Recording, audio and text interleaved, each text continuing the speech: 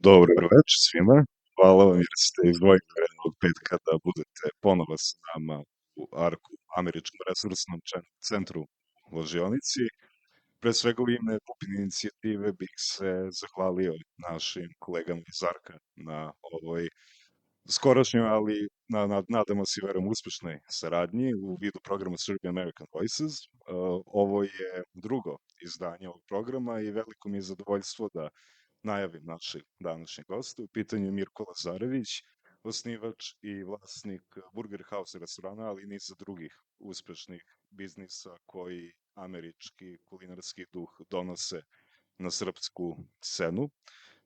Pre svega, Mirko, hvala jer si sa nama, jer ste sa nama. Sad, vaši američki koreni dolazi iz Čikaga, koji je i poznat u Srbiji kao najveći srpski grad.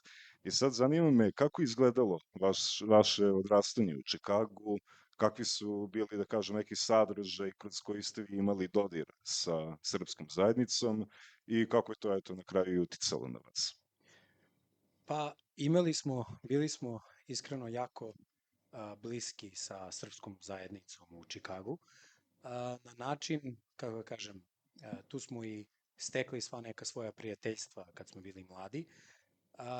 Tamo je veoma bitan deo života crkva i crkva je zapravo mesto okupljenja porodica, prijatelja, između ostalog, kada bih nekao iz inostranstva ili Srbije ili dakle god ušlo da dođu do Čikaga, ako im treba bilo kakva vrsta pomoći ili kontakti za posao ili tome slično, uvek se ode do crkve i to je mesto gde se ljudi pomognu jedni drugima, upoznaju i tako dalje. Baš je onako jako lepa zajednica u tom nekom smislu.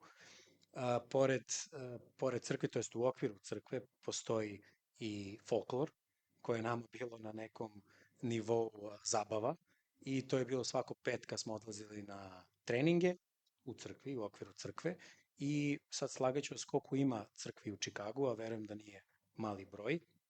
Svaka crkva u okviru, da kažem u okviru svoje neke zajednice, ima folklornu grupu i svi odlaze petkom na te treninge, petkom uveče posle škole, a subotom su zabave, kako oni to nazivaju, gde se skuplja više nekih folklornih grupa i održavaju se zabave, posle toga je večera i tako dalje. To je i onda nedelja opet svi idu u crkvu, gde se posle crkve ostaje na crkvenom ručku i opet se okupljaju, tako da ta vikend, ajde da kažem, druženja su bila jako česta i to je nekako ono što se tiče srpskog dela ekipe koji smo imali tamo i društva i uglavnom se vrtalo sve oko crkve. Što se tiče američkih prijatelja i tako dalje, to je naravno sve bilo u okviru škole.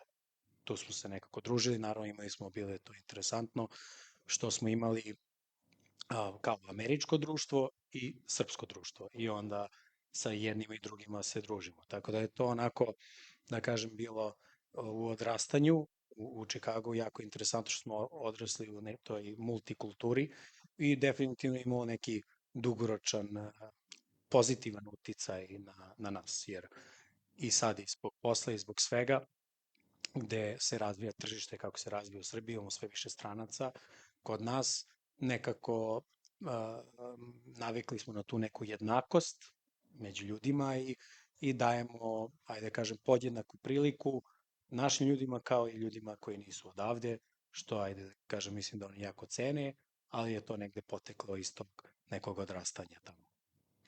I sad kada ste imali 12 godina, vi ste se, kao i vaš brat, preselili u Beograd i tako ste verovatno jedna od idealnih osoba za sledeće pitanje, a to je kakva je iz vašeg pogleda razlika između srpskog i američkog obrazovnog sistema i iz vaše perspektive koji od ta dva sistema je najviše uticao na vas, više vam ležao i na kraju dana vam je pomogao kad ste pokrenuli vašu preduzetničku karijeru?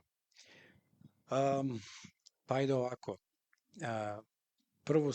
Prvu stvar koju bih volao da izdvojim jeste da obrazovni sistem tamo šta je dobro, što smatram da je jako dobro, jeste te neke izborni predmeti i nastavne aktivnosti koji nisu klasične nastavne aktivnosti i predmeti, već mi smo u osnovnoj školi imali izborne predmete da li želimo da sviramo neki instrument, da je to u orkestru ili u bendu, kako oni to nazivaju. U okviru škole smo imali muzički studio, znači ko hoće da radi produkciju muzike može. Znam da je brat Stefan izabrao kulinarski kurs u osnovnoj školi, gde je naučio da kuva i danas ima recept za kukise i tako dalje, koji koristi. Imao je kurs, postoje kurs šivenja, tako da to je onako jako lepa strana tog sistema. Takođe u srednjoj školi, što je bilo interesantno, ja sam neko ko jako voli automobile i motore. Imali smo izborni predmet Auto Mechanics i u okviru škole smo imali zapravo garažu koja je u okviru garaže i učionica i tu su postoje one dizalice i kao mehaničarska radnja suštinski, gde je profesor imao i neki svoj onaj muscle car varijantu auta i onda smo mi neki testovi su bili polaganje, menjanje ulja, guma, rasklapanje nekog motora od kosilice i tako. To su po meni neke lepe stvari gde ljudi mogu da nađu, da se isprobaju više nekih sfera i da pronađu nešto što njima najviše leži. Takođe je tu dobro što ako od, ne znam, 10 predmeta, koliko postoji u školi, na primer, ako je student dobar u 2 predmeta od 8, ta 2 će prelaziti na neki viši nivo, još teži nivo, možda i preskače neku godinu i ubacuju ga na predmete sa grupe koji su stariji, gde su napredniji, a ove koji nije, toliko će ostati na nekom tom bazičnom nivou čisto da prođe. Tako da se oni baš onako specijalizuju za određene stvari i rade onako niše gađaju da u toj jednoj stvari budete najbolji. Ne znate, većina ljudi tamo geografiju ne znaju, na primjer, i to opšte obrazovanje nije na nivou, nije im cilj da ljudi budu opšte obrazovani, dok mislim da je kod nas neka suprotna situacija gde ljudi jako mnogo znaju i znanje je na jako visokom nivou. Smatram da nije toliko specijalizovano, nego ovde je bitno da se sve zna. To se negdje u kulturi našoj ogleda u nekom načinu razmišljanja. Tako da to bih izdvojio kao dve najveće razlike, barem u osnovnoj i srednjoj školi kao neku paralelu. A čime ste želeli da se bavite kada ste bili u školi, odnosno kada mi je došla i ta ideja da uđete u preduzetništvo i kako je taj izgledao neki, kažem, dolazak do ideje osnivanja restorana u Srbiji, u Beogradu i kako je izgledao baš taj sam početak? Pa iskreno, dok sam bio u osnovnoj i srednjoj školi nisam imao nikakve kao ideje, ja želim da radim baš neku određenu stvar, niti mi je, a verujem ni mom bratu, bila ideja da jednog dana sanja da vodi restoran. To je stvarno bilo slučajno, pokrenuta je ideja sasvim slučajno, ali realizacija ideje je zapravo pokrenuta od strane Stefanovog brata Master Rada, koji je pisao na fakultetu i to je tako započeta cela ta priča. On je zaista uzeo lokal i to kao primer kako kroz svoj master rad razvija jedan biznis, to jest restoran, i mi smo na taj način pokrenuli. Bili smo jako mladi, što je baš onako bilo, imao svoje prednosti i mana, da tako kažem. Koliko godina? Ja sam imao 21, a Burazer je imao 23 u datom trenutku, tako da je jako mladi. I početak je izgledao u skladu sa našim godinama. Evo, malo pre sam kolegama tu pričao kako je taj početak izgledao, u smislu da, eto, to je bilo interesantno da nismo, kada mi dođemo u interakciju sa nekim gostom, maltene nismo davali ljudima da plate račun, jer kao oni su došli kod nas u goste, mi ih na taj način kao nekako cenimo što su oni došli da probaju naš burger, jer je tad burger bio kao, objašnjavali smo ljudima šta je burger, jer većina ljudi nije znalo šta je.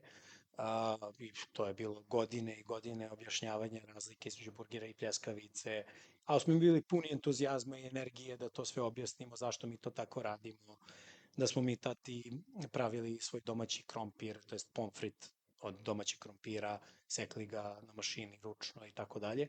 Tako da, početak je bio jako težak, ali bili smo mladi, što je jako velika prednost, imali jako dosta energije smo uložili, živjeli smo život taj restoranski, od ujutro do uveče smo bili u lokalu, nismo izlazili odatle, dok nismo, ajde da kažem, uspeli da malo razvijemo neki prvi sistem nekog menadžmenta, da možemo mi polako se povlačimo, više ono kancelarija, proizvodnja, lokal i tako je, ajde da kažem, u prvih 5 godina izgledalo od početka rada. Sada je prošlo već 13 godina, što je veliki uspeh za svaki biznis, a pogotovo u industriji poput ugostiteljstva.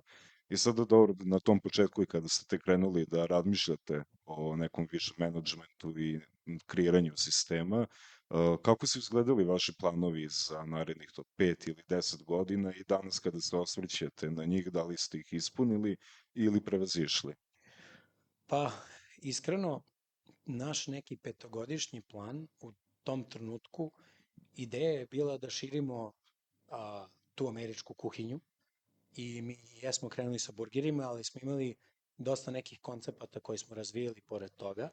Mi smo imali neku proširenu verziju američke kuhinje u Mileševskoj, Kitchen and Bar se zvao, gde smo radili i picu, Chicago Deep Dish picu, koju smo radili nekih godinu i po dana, ali se pokazalo da ljudima se nije baš dopalo to kao ideja, jer se čeka 45 minuta, dosta je teška pica, tako da to smo posle godinu i po dana zapravo i prevazišli tu ideju, ali smo imali druge neke američke proizvode od stekova, chicken parm kao super jedno američko jelo, paste, šejkove, proširili smo dosta meni u tom nekom smeru i ideja nam je bila, ok, krenuli smo s burgerom, ajmo to da proširimo, ali mislim da smo prerano krenuli sa tim širenjem menija, jer smo smatrali da su se možda ljudi potencijalno zasitili burgera.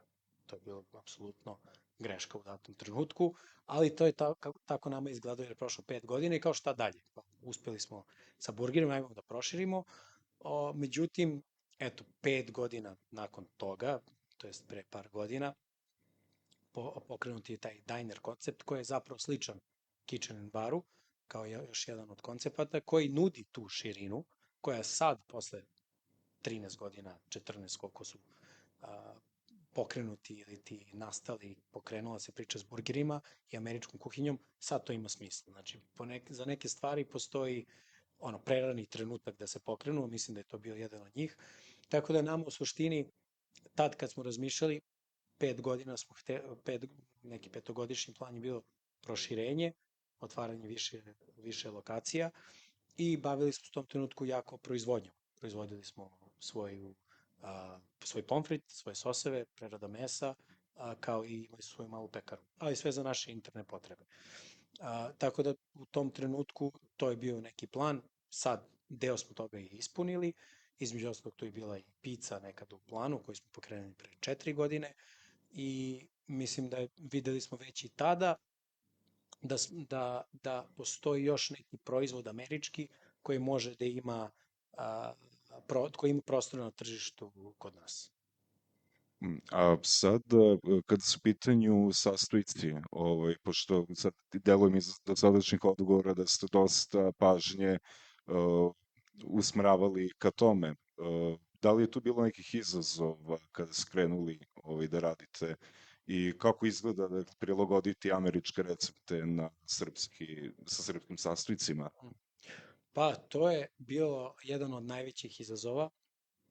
Zapravo je bilo objasniti, na primjer, pekarima u nekoj pekari sa kojim smo sarađivali, kakvu mi zemičku želimo da napravimo, jer nismo imali izbora na tržištu. Nije postojala zemička od bilo kog dobavljača da se kupi, nije postojao čedar koji je adekvatan, nisu postojali gotovi sosevi, nije bilo razvijeno tržište namirnica za burger. Danas, ako neko želi da otvori restoran s burgerima, ima mnogo lak zadatak. Postoji 5 dobavljača koji mogu se pozovu i da se, između ostalog, probere neka zemička koja je jako dobro kvaliteta i ukusa. Tako da taj početak je bio jako težak jer nismo imali odakle da povlačimo te namirnice i onda smo zato i pokrenuli proizvodnju svega što smo mogli, što nam je bilo potrebno za naš koncept, jer suštinski mi nismo mogli više da se borimo sa proizvođačima, bilo nam je uslovno rečeno lakše, zapravo mnogo teže da proizvodimo sve sami, ali mogli smo kontrolišemo kvalitet, mogli smo da se malo igramo što se tiče samih ukusa, jer sada se nadovežem na pitanje što se tiče nekih američkih ukusa, kako ih preneti kod nas. Smatramo da što se tiče generalnih ukusa u hrani, da američko tržište voli mnogo veći intenzitet hrane. Sad kad bi to gledao na nekoj skali od 1 do 10, Amerikanci vole da im je ukus hrane na 9 intenzitet hrane, da bude onako, ako je slano, da bude baš slano, ako je slatko, da bude mnogo slatko, ako je ljuto, dosta ljuto. Za razliku od naših ljudi koji vole više umerenije, svedenije, izbalansiranije ukuse, pa smo mi onda te naše ideje i navike ukusa prilagođavali našem tržištu. Nedavno kad smo i pravili neke nove pice, jer kolega i ja koji oboje smo, mislim, bili dugo u Americi, imamo taj intenzitet ukusa koji volimo kao Ameri, da kažem, smo prilagođavali kao smanjeni intenzitet, ovo je preslatko, ovo je preljuto, mora malo da smanjimo intenzitet da bi se prilagodili malo i našim ukusima. Kao što ste rekli, dakle, 14 godina već radite, a jedno razloga zbog kojeg, nažalost, mnogi biznisi u ugostiteljstvu nisu došli do tih 14 godina jeste pandemija COVID-19. Sad zanima me kako je vama izgledao taj period, kako ste uspeli na kraju dana da sačuvate vaš biznis i kako danas kada pravite planove i da kažem generalno u vođenju vaše kompanije, kako vam utiče i menja pristup to iskustvo kroz koje ste prošli pre nekoliko godina? Kao i svim, ne samo restoranima, nego biznisima u celom svetu, bio jako izazovan period. Mi smo, mislim, tu imali malo i sreće što je nama koncept bio mogao da se prilagodi datoj situaciji u smislu dostave. Nama je dostava radila jako, jako dobro. Bili smo na svim mogućim platformama koje su bile ponuđene na tržištu i mi smo se tome prilagodili i imali više lokacija, pokrivali jedan dobar deo grada sa dostavom i samo radili dostavu. I iskreno, jako smo lepo radili za vreme COVID-a, ali mislim da smo tu malo imali i sreće, neki restorani nisu imali proizvod ili nisu uopšte imali dostavu tada, to je znači 19. bilo pre 6-7 godina, nisu možda imali prilagođenu dostavu i proizvod za dostavu, pa su brzo pokušali da naprave nešto, pa dok se to izgradi, prilagodi i tako dalje, to je trajalo. Ali mi smo već bili u igri što se tiče dostave i onda smo samo nekako se nadovezali, su svi se okrenuli samo dostavi, jer nisu imali izbora da odlaze negde i onda smo se mi našli u nekoj dobroj situaciji, ajde da kažem, zbog prethodnog nekog koncepta koji je već bio razvijen. A što se tiče nekog daljeg, ajde da kažem, osvrta na to, uvek imamo, nama je biznis i ostao, jedan deo biznisa je ostao na tom online-u, kako ga mi zovemo, online ili ti dostavi, i mislim da ćemo uvek ostaviti jedan deo, da, za ne daj Bože, da uvek imamo taj kanal otvoren, da možemo da budemo prilagodljivi u svim situacijama. Sad vi ste doneli zapravo taj neki autentični ukus američkih burgera u Beograd, međutim tu se niste zaustavili i eto pre koliko 4 godine ste doneli i autentične pice iz Čikaga i Detroita i sad dobro za razliku od burgera pica je nešto je malo da kažem vidljivije u ovom prostorima, postoji neko duže vreme i zanima me kako je došlo zapravo do ideje da otvorite i poseban lokal koji će biti, da kažem, centriran oko pice i da li postoji neka razlika kada ste u ugostiteljstvu i imate jedan lokal koji je oko burgera, jedan koncept oko burgera i kada s druge strane pređete eto na picu, da li je tu bilo nekog navikavanja u procesu rada i Mhm. slično? Pa, u suštini, kao što sam rekao, mi posle, recimo, 8 godina, 6 u stvari godina, smo videli da treba, prvo je nama lično falila američka pica, jer postojalo je verovatno, ljudi znaju za onaj Pizza Hut je postojao nekada u Srbiji. Mislim da je to faktički bila jedina tada američka pica na prostorima našim. Posle, mislim, možda ja ne znam za neki brend, možda je postojao, ali fali nam je definitivno ta Chicago Thin Crust pizza i Detroit pokušali smo, kao što sam rekao, u Kitchen Bar koncept sa deep dish, to ljudi često onako a, mešaju te dve pice, jer misle da je Chicago isključivo debela, ne znaju, nije toliko poznata ta tanka koju mi radimo, jer je ona više pica koju jedu u Chicagu svakodnevno. Ona je super, seče se na kockice, super je za umakanje u soseve, za pivo i to je ono svakodnevna kad se prave neka druženja, to je pizza koja se naručuje. A ta deep dish je pizza na kojoj se isključivo, maltene isključivo ide u restoran da bi se jela. Jer kao što sam spomenuo, čeka se 45 minuta, dosta je jaka pizza i onako je više za neki događaj i okupljanje, nije svakodnevna. I mi smo onda shvatili da burger kao tržište će u jednom trenutku doći do zasićenja, jer kao što se često dešava kod nas, kad vide ljudi da je jedan uspešan koncept, postoji, uglavnom ljudi vole to da kopiraju i onda je nastalo to ozbiljno zasićenje i onda smo negde razmišljali, ok, ajde bolje napravimo još neku alternativu, još neki američki proizvod koji je nama blizak, opet je autentičan, jer znamo kakav ukus treba bude te Chicago i Detroit style pice i ajde da proširimo taj neki spektar američkih proizvoda koji vidimo da fale na tržištu i tako je nastala Billy's Pizza i smatramo da je to tržište tek na početku američkih pizza i da će to da se razvije sad 5 godina od sad, mi možda smo prvi, kao što sam rekao, da ne bude da možda postoje neka pizzerija za koju ja ne znam, ali ja verujem 5 godina od sad da će se tržište drastično promeniti u smislu ponude američkih pizza. Jer uglavnom to dolazi u talasima. Kao što su napolitanske pice, onda se otvori, ne znam, 10 napolitanskih pica, pa bilo je nekada davno neke krofne, pa to su ti neki trendovi u gostiteljstvu koji se ljudi zakače, traje neko vreme i onda a, pređe na nešto drugo. I mislim da će tek doći taj trend američkih pica, ja to nekako na osnovu tog nekog iskustva smatram da će se desiti, ali mi gledamo se mi dobro pozicioniramo za to vreme, a budemo kao jedan od prvih brendova koji su to krenuli.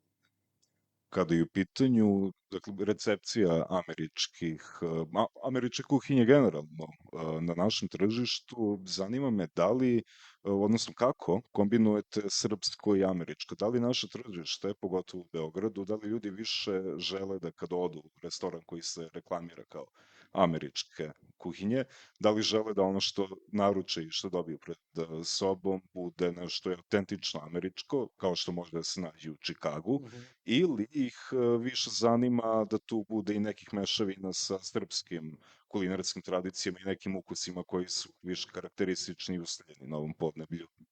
Dobro pitanje, jer mi smo prvih 2 do 3 godine bili usredsređeni isključivo na te američke kombinacije ukusa.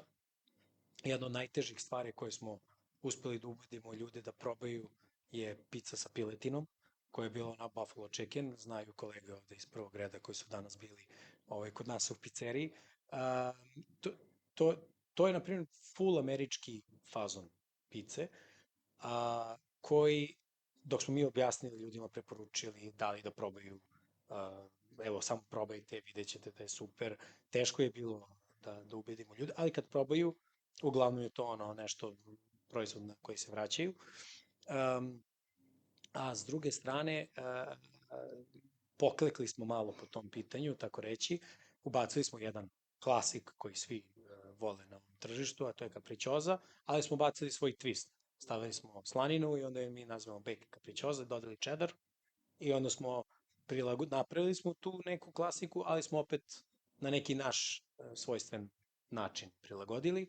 I iz segmenta burgera, jako možda meni jedan od omiljenih burgera koje smo napravili je bio lokal burger, ne znam da ste možda to nekada probali, to je zapravo burger sa miročkim sirom, sa grilovanim miročkim sirom. I on je stvarno fenomenalan, gde je išla iz Emidža kao slavske pogače, onako uvijena, slanina, majonez i miročki sir. I to je stvarno bio fenomenalno. Tako da smo imali smo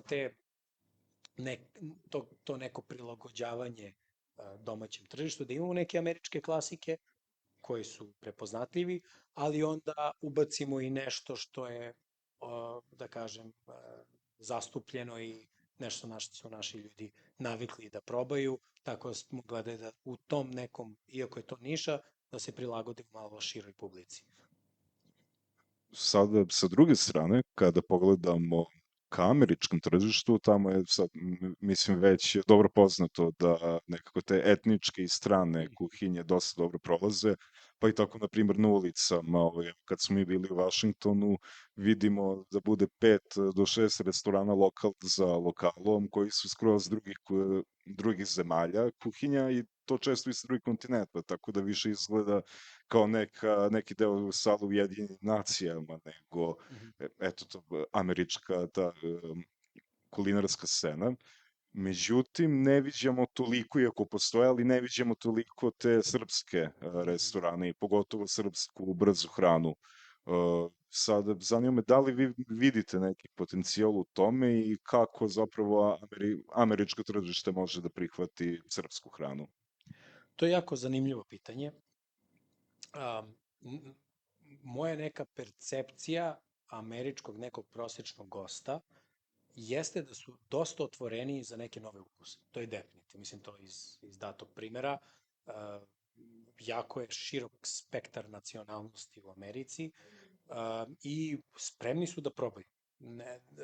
Ima i do samog standarda u datim gradovima u Americi i onda nije im preterano rizično da ako vide nešto, ajde da probam to, da probam ovo i zbog mešanja kultura i ukusi su im prilagođeni to je širi im i onako spektar ukusa i spremni su više da probaju i smatram da i kad bi postojao neki srpski, balkanski brend u Americi, ne vidim razlog što ne bi probali, pogotovo što meso kao meso je nama i veoma onako akcent veliki na tome, a to definitivno Amerikanci vole.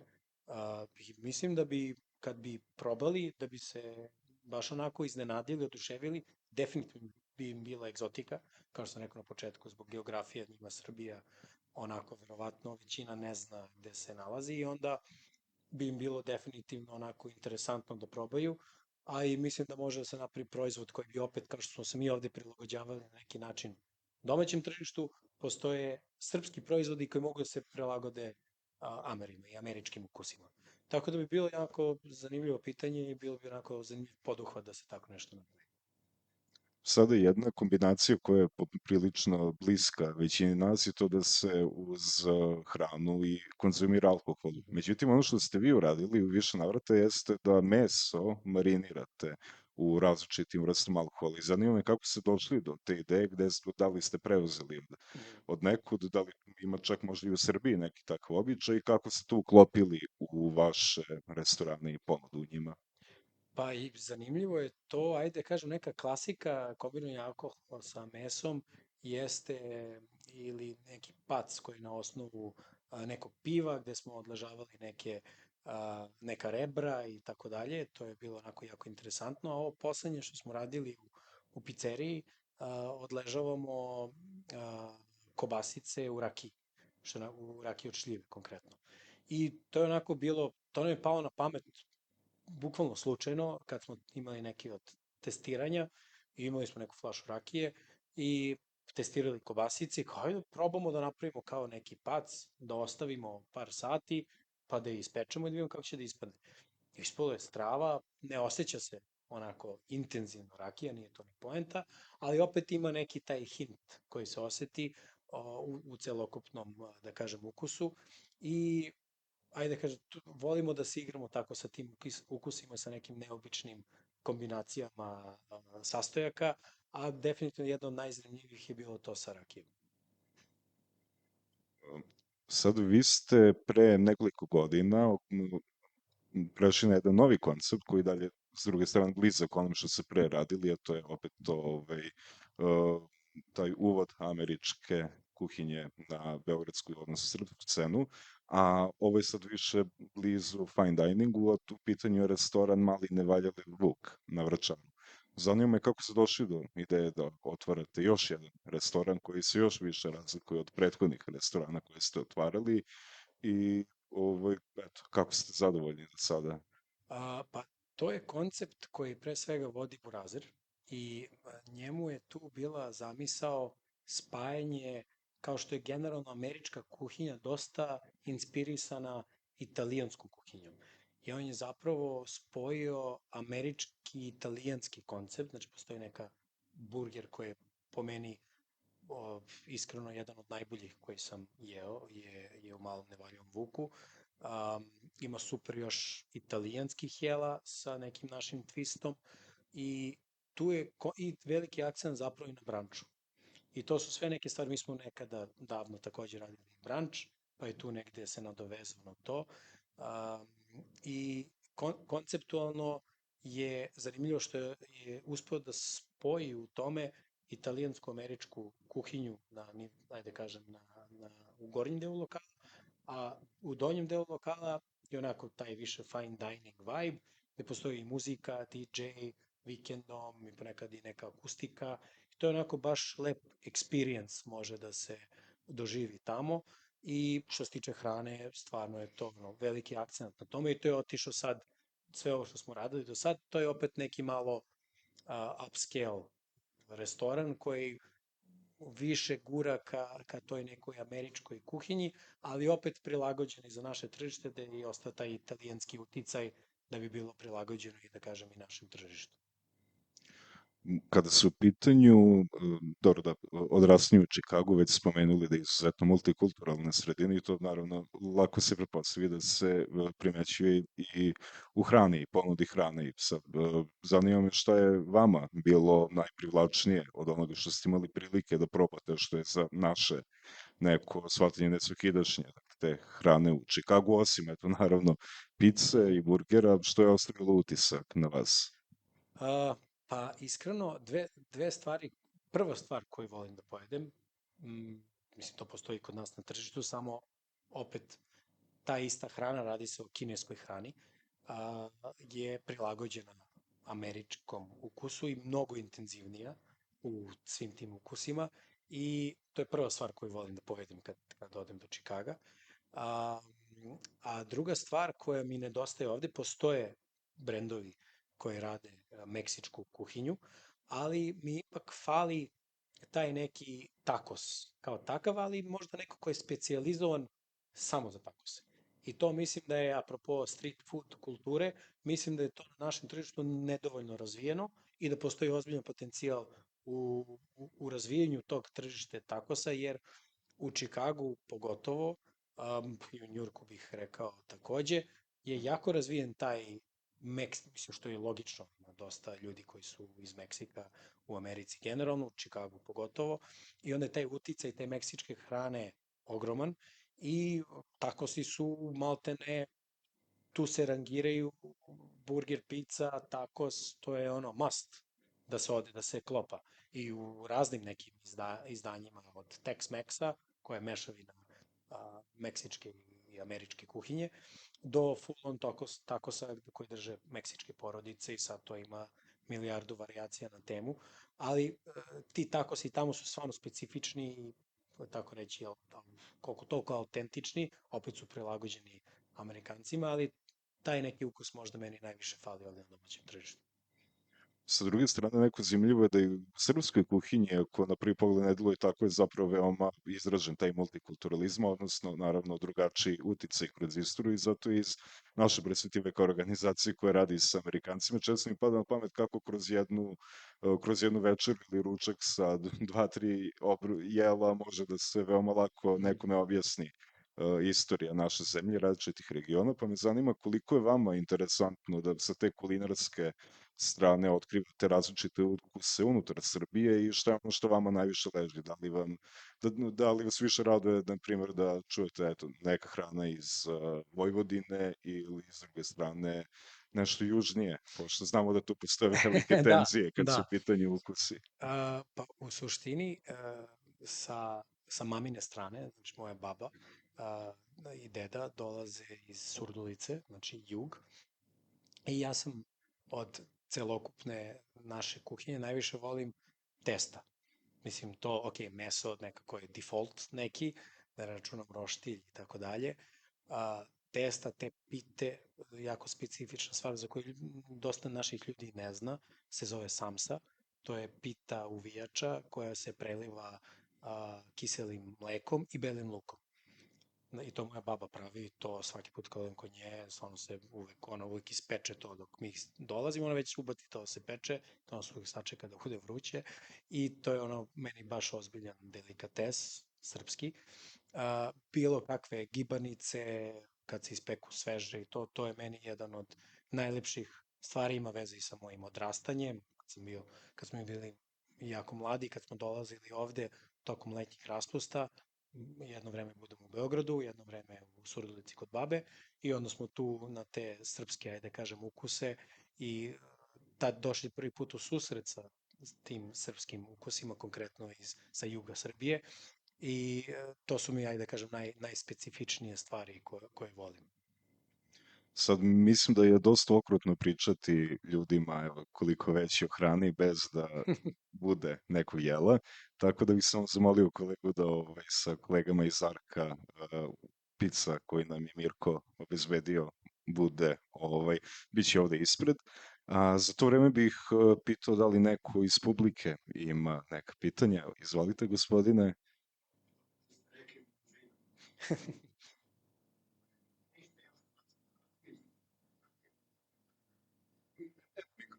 Opa. Aca Vukalović, od prvog dana pratim ovu inicijativu. Vrlo mi je interesantno po mnogo osnova. Ja volim uvijek da kažem onima koji ne znaju da nije Putin, nego Pupin. Namerno to kažem. Volim da malo izazivam.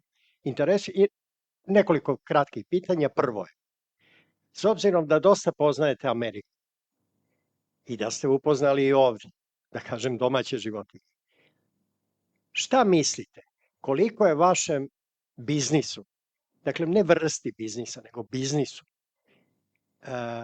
pozitivno doprinalo ono američko iskustvo, atmosfera i tako dalje, a da li to ovde ima ili je možda čak i negativno, što ja mislim da jeste, makar u odnosu na američko. To je prvo pitanje, pa komplikovana su pitanja, ja bi posle još jedno. Okay. Jedna od glavnih stvari koje mislim da je Amerika imala uticaj na nas je definitivno to što od malih nogu vas uče da je sve moguće i da verujete i grade vam samopouzdanje. Šta američki klasično, šta god ti zamisliš, to možeš da ostvariš. I to je prosto usađeno, da kažem, u nama i možda je to, ne možda, nego sigurno je imalo uticaja na neki naš uspeh poslovni, jer smo uvijek gledali kako ne može. Može. Što ne bi moglo? Što ne bi mi tako mladi napravili neki uspeh?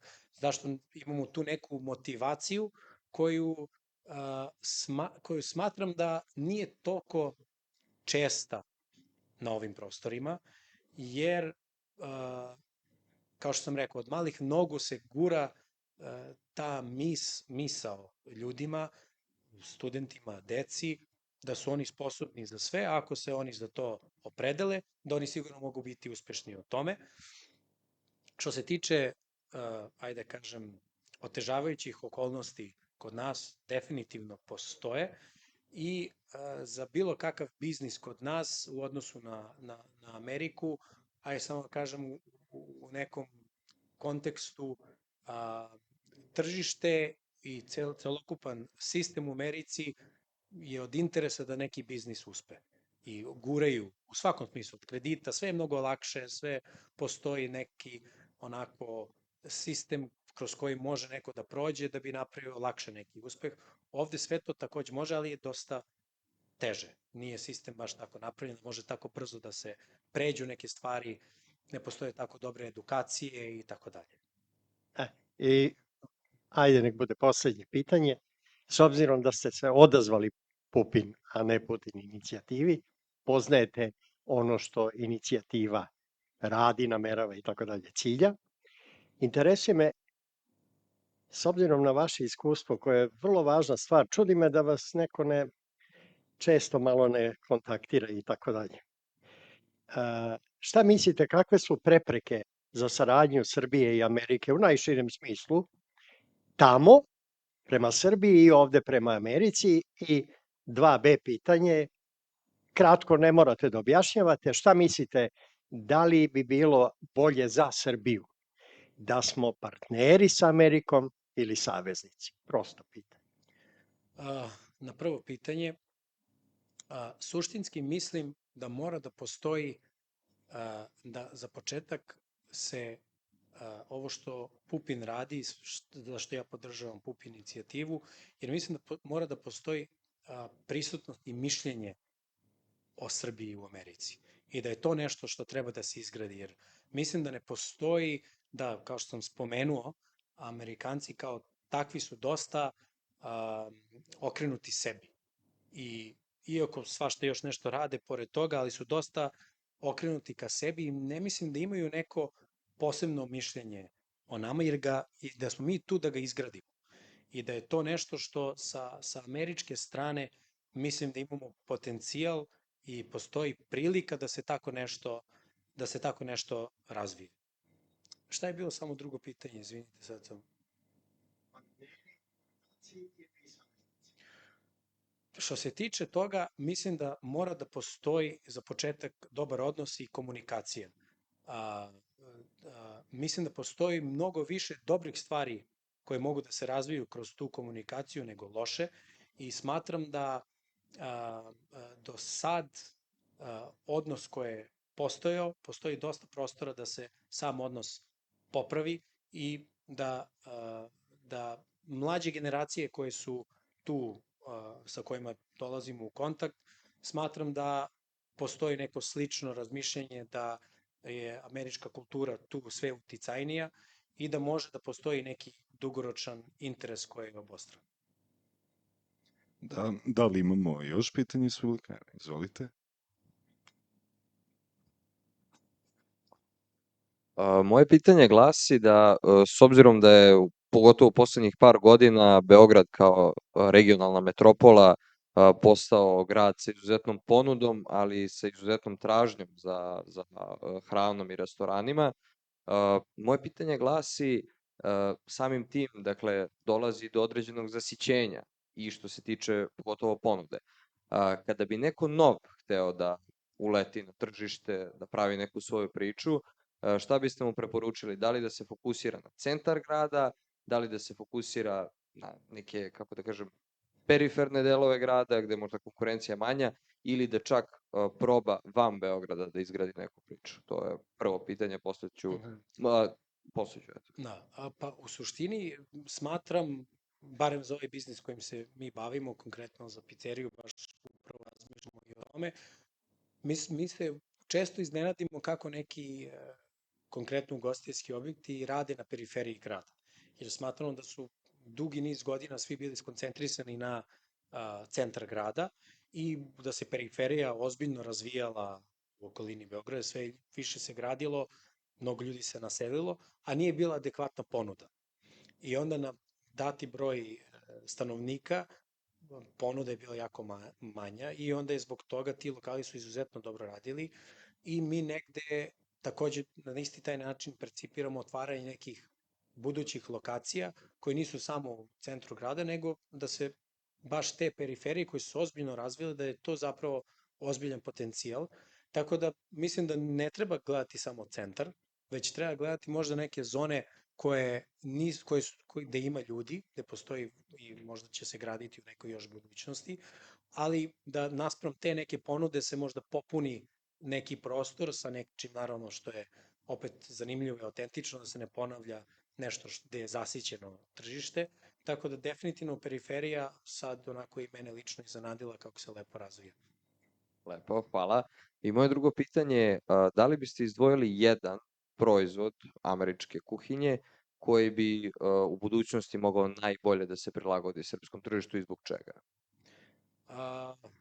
Od američkih proizvoda konkretno, pa rekao bih da su i burger i pizza, ajde, tu imam najviše iskustva, mislim da su oba proizvoda, burger sigurno dokazan da je prilagodljiv srpskom tržištu, jer kao segment se razvio apsolutno nenormalno u zadnjih 10 godina, tako da su ljudi prihvatili definitivno kod nas taj proizvod i smatram da je pizza ima takođe, ajde, pizza je američko-italijansko jelo, mislim italijansko izvorno, ali da i ova američka pizza može da se prilagodi malo i našoj populaciji i da će uskoro doći na taj nivo kao što je burger nekad bio. Hvala vam puno na pitanjima, Mirko, hvala puno na Hvala izdvojenom na pozivu. vremenu. Nažalost, pizza i dalje nije stigla, ali se nadam da će se to uskoro desiti, tako da i dalje nadam. Eto, ostavite ovde ako vam se čeka pizza. U svakom slučaju, hvala vam još jednom i u ime Pupin inicijative i Američkog resursnog centra. Hvala vam i Hvala. prijatan petak Hvala i svima. vikend želim svima.